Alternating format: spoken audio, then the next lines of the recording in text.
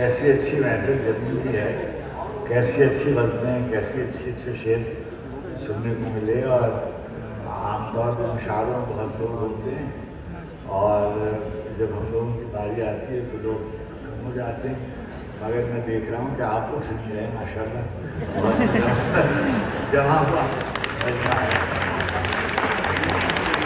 और ये सबसे दूसरी दफ़ा यहाँ आने का इत्तेफाक हुआ।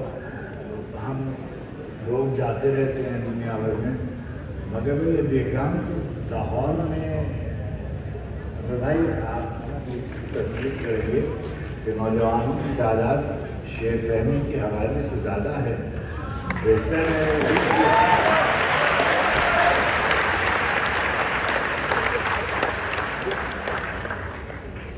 और मैंने देखा कि ख़राब शेर को भी दाद दे रहे हैं, इसलिए